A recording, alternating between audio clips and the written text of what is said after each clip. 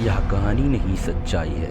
500 साल चले संघर्ष और लोगों के विश्वास की। श्री राम के पुत्र कुश ने अयोध्या में कई सारे मंदिर बनवाए। इन मंदिरों की संख्या 3000 थी। कुछ समय बाद मंदिरों की स्थिति खराब हो गई। 5वीं शताब्दी के समय उज्जैन के राजा विक्रमादित्य अयोध्या आए और उन खराब मंदिरों की मरम्मत करवाई। कई सालों तक मंदिर यूं ही बने रहे। उसी बीच साल 1526 में बाबर और इब्राहिम लोदी के बीच युद्ध होता है। 1528 तक बाबर अयोध्या पहुंच जाता है। कई लोगों का मानना है कि बाबर का सेनापति मीर बाकी ने बाबर के कहने पर राम मंदिर को तुड़वाकर उसकी जगह बाबरी मस्जिद का निर्माण करवा देता है। और कई वर्ष बीत गए। ये वही दौर है जब भारत पर मुगलों का शासन था। फिर बाबरी मस्जिद बनने के 190 साल बाद 1717 में राजा जय सिंह द्वितीय ने हिंदुओं को अपना हक दिलाने का प्रयास किया, लेकिन सिर्फ असफलता हाथ लगी।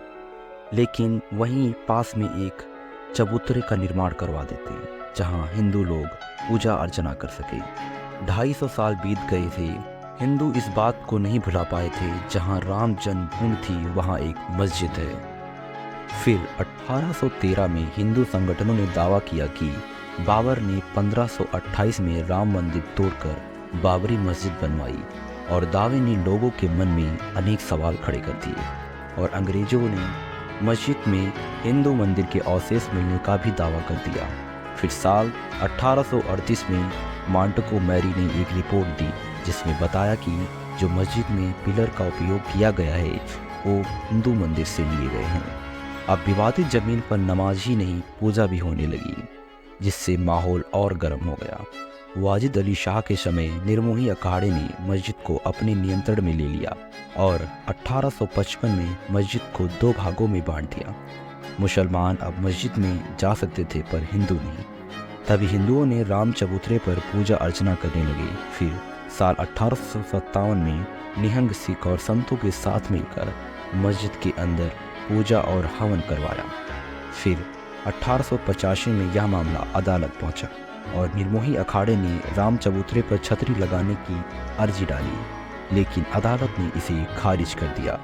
एक बार फिर 1934 में दंगे हुए, जिसके चलते बाबरी मस्जिद की एक दीवार टूट जाती है, जिसका पुनर्निर्माण कराया जाता है, पर नमाज पर पाबंदी लगा दी जाती है। अब तक 400 साल बीत गए थे, फिर भी राम मंदिर के हक में राम भक्त लड़ाई लड़ रहे थे। 1947 के बाद मस्जिद का समय सीमित खुदा था। देश आज़ाद होने के बाद भी मंदिर के पुनः बनने की कोई उम्मीद नजर नहीं आ रही थी। फिर 1949 में एक नया मोड़ आता है, जो लोगों को हैरान कर देता है। विवादित ढांचे के अंदर घंटियों की आवाज़ सुनाई देती है, जिससे लगता है कि श्री राम जी की पूजा की जा रही है, और इस पर विवाद छिड़ जाता है। हिंदू पक्ष कहता है कि श्री राम जी की मूर्ति प्रकट हो गई है, और मुसलमान पक्ष कहता है कि रात में किसी ने घुसकर मूर्ति को रखा है। मामला इतना बढ़ जाता है कि बात प्रधानमंत्री तक पहुंच जाती है, और वहां के मजिस्ट्रेट को आदेश दिया जाता है कि मूर्ति को वहां से हटा दिया जाए, लेकिन मजिस्ट्रेट ने हाथ खड़े कर दिए क्योंकि भीड़ बेकाबू थी। फिर दूसरी बार आदेश दिया जाता है, लेकिन इस बार मजिस्ट्रेट ने इस्तीफा दे देते हैं, लेकिन इस्तीफा मंजूर नहीं किया जाता है। फिर 1950 में हिंदू सभा के वकील गोपाल विशारद फैजाबाद जिले अदालत में अर्जी डालते हैं और राम जी की पूजा का अधिकार मांगते हैं। साल 1980 में जब बीजेपी सत्ता में आती है, तो आंदोलन को लेकर बहुत सी चीज़ें बदलने लगती हैं। 25 सितंबर 1950 में लाल कृष्ण आडवाणी सोमनाथ से अयोध्या तक रथ यात्रा प्रारंभ करते हैं, जिसके दौरान उन्हें गिरफ्तार कर लिया जाता है। जिस दिन अयोध्या में यात्रा का समापन होना होता है, उसी दिन बहुत संख्या में कार सेवा अयोध्या पहुंचकर विवादित ढांचे पर झंडा फहरा देते हैं, और भीड़ को बेकाबू देख मुलायम सरकार ने कार सेवकों पर गोलियां चलवा देती है, और जिससे काफ़ी लोग शहीद हो जाते हैं। 6 दिसंबर 1992, जिसे शौर्य दिवस के नाम से भी जाना जाता है, लगभग 2 लाख कार सेवक अयोध्या पहुँचते हैं। उस समय कल्याण सिंह यूपी के सीएम और पीवी नरसिम्हा राव देश के प्रधानमंत्री थे। कल्याण सिंह ने पुलिस को यह आदेश दिया कि कार सेवकों पर गोलियां ना चलाएं, और यही हुआ। 6 दिसंबर 1992 दोपहर 1:55 पर पहला गुम्बद गिराया जाता है। दोपहर करीब 3:30 बजे दूसरा गुंबद गिराया जाता है। शाम 5 बजे तक तीनों गुंबद गिरा दिए जाते हैं। उसी दिन यूपी में राष्ट्रपति शासन लगा दिया जाता है। कल्याण सिंह इस्तीफा दे देते हैं और दंगों में करीब 1000 लोग मारे जाते हैं और मुंबई में भी 900 लोग मारे जाते हैं। देश की अलग अलग जगहों पर राम मंदिर के कितनों ने अपनी प्राणों की आहुति दे दी।